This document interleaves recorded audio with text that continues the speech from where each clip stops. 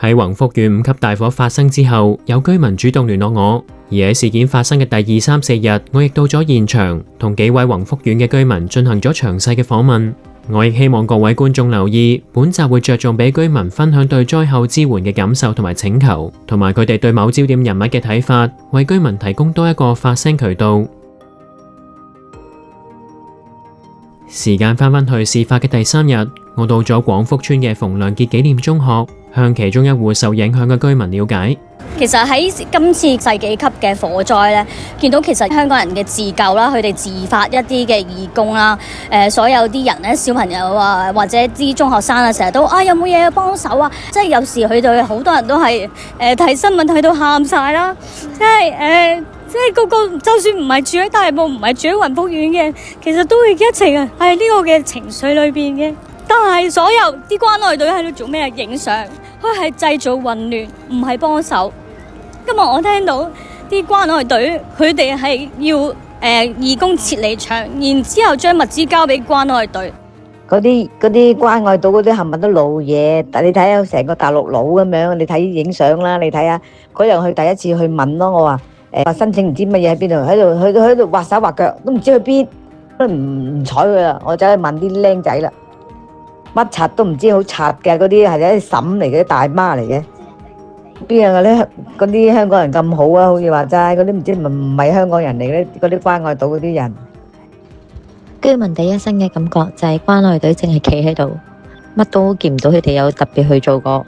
咁當然關愛隊肯定可能都有一啲係好人嘅，真係關愛嘅人嘅，但係我哋隻眼見嘅就唔多咯。咁其實第一樣物資嗰度已經係好有問題啦。咁基本上最需要、最急切嘅，梗係呢幾日㗎啦。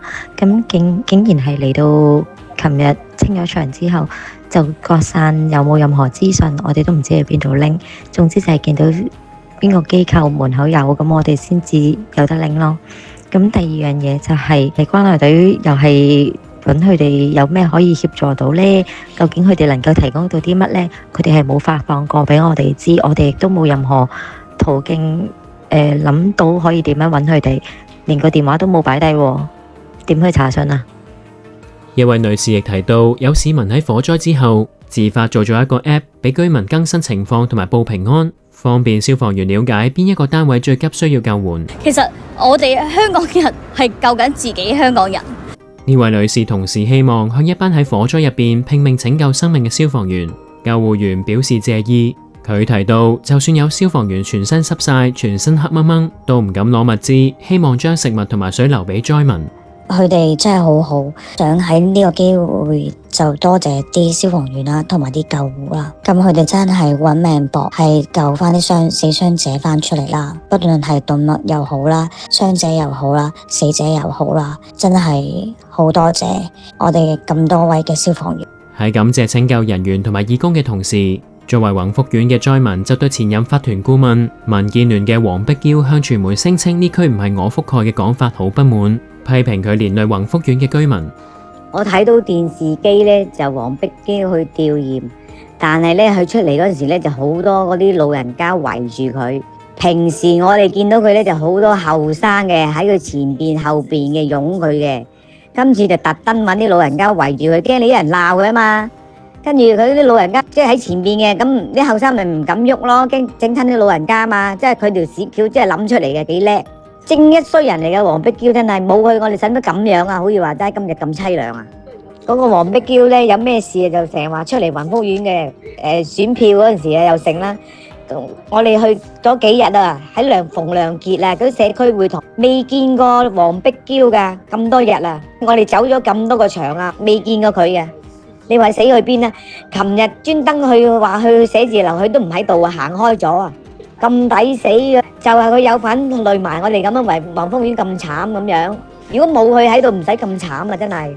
由於痛失家園，宏福苑嘅居民一夜間財物盡失，就連基本嘅衫褲鞋襪都成為咗急切需要。即係如果我屋企冇事，我屋企完整無缺，我唔會貪你一啲呢啲咁嘅褸啊鞋啊，我哋唔需要噶，因為香港人其實真係唔貪心，淨係諗到人哋有冇，從來都唔會話哦，我想攞多啲啦，唔會，寧願留俾有需要嘅人。我媽咪第一日佢都冇攞物資㗎，佢會覺得我唔需要啊。跟住到第二日嘅時候，原來我真係乜都冇㗎喎，我間屋又冇咗啦，我所有嘢都冇啦，我得我呢一套衫㗎啫喎。跟住然之後我就安撫我媽咪啦，我話媽咪唔緊要啊，你拎啊。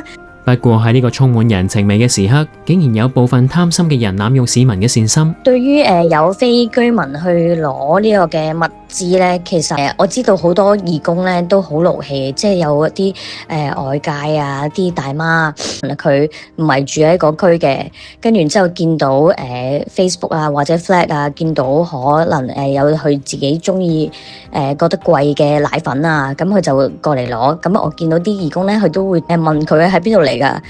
喂，你係咪住喺雲福苑㗎？跟住咁佢就答佢啦。其實佢喺屯門嚟嘅。人在做天在看，你今日嘅貪心一定有你嘅果報。其實除咗一啲即時嘅物質支援，有一位男居民就認為政府理應該帶頭作出更有規劃嘅災民支援安排。而家呢一刻，最需要幫居民去點樣處理有兩個層面。第一就係嗰個而家好多基金去救助我哋，但係最大問題就係因為咧冇一個統籌，好多隻各界私人或者商戶去自發性地捐款，但係咧就要分別可能喺唔同嘅地方，大埔區嘅唔同地方，或者喺幾個唔同嘅社區中心去俾大家登記。其實得2000戶啫，講到尾都係。其實大部分人都登記咗災民嘅登記證啦。第二就係登記咗我哋民政事務處轄下一啲機構。咁倒不如可唔可以由佢哋統籌，就係所有有心捐助嘅人都係揾翻政府部門。咁政府部門就只要收到邊一個機構去捐助嗰時，就可以將登記咗嗰啲戶口未存入佢銀行咯，未唔需要而家到今日第3日、第4日啦，都仲係喺緊馮良傑中學嗰度排緊隊，或者係要而家陣間我都要行過去第二個社區中心去攞第二個支援或者申請第二支援。因為我哋會睇到呢，仲有好多熱心嘅慈善家啦，或者係商家啦，都陸續仲有捐款㗎。咁唔通幾日後佢哋再宣佈話我有捐款，然後又去另一個地方去咩？其實點解唔政府帶頭去做呢個決定呢？仲有頭先個問題就係你點樣關於事後重建或者安置咁樣？呢個係講緊最燃眉之急就係錢啦。但係講緊就係有冇辦法可以聯絡到局長，起碼同佢哋開咗個會，傾咗政府諗住打算點樣去做一個協助善後。因為到而家呢一刻呢，以我所知就係呢一個叫做業主立法團呢，係未曾可以同政府任何一個官員呢做到任何嘅聯繫。有咗第一個聯繫方法，咁我哋先可以繼續講之後嘅嘢咯。咁就第3步當然係講緊係關於個保險啦、賠償啦或者重建啦嗰啲問題呢。而嗰啲佢本身都要聯繫到我哋嗰個物管公司同埋保險公司，先知佢哋先會了解到我哋將會係點樣，咁先知道可以點樣重建。咁大家最心急嘅，除咗傷亡之外，下一個就係點樣翻去家園去執拾自己嘅嘢。咁呢啲係冇消息嘅。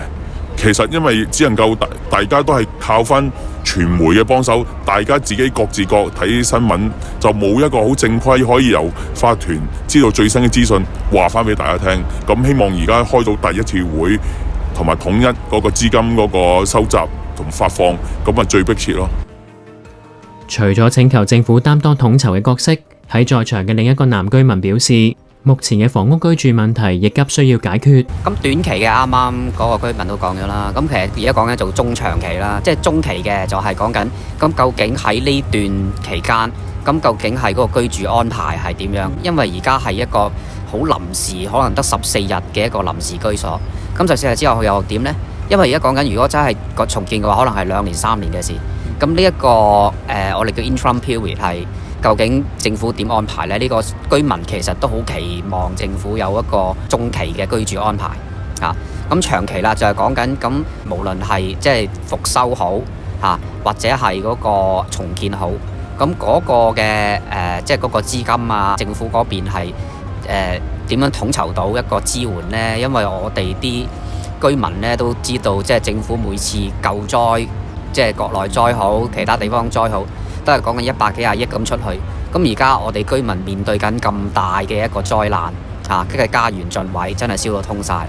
咁即係政府都應該係可以好快咁，好似啲商家咁俾出一個數字，即係話嗱，我就包幾多錢。希望政府可以俾出一個好確實嘅一個數字，話大家唔使擔心，我哋政府同埋慈善機構會承擔呢個重建嘅成本。咁啲居民就會喺長期嚟講，佢就會即係個心理上安穩啲。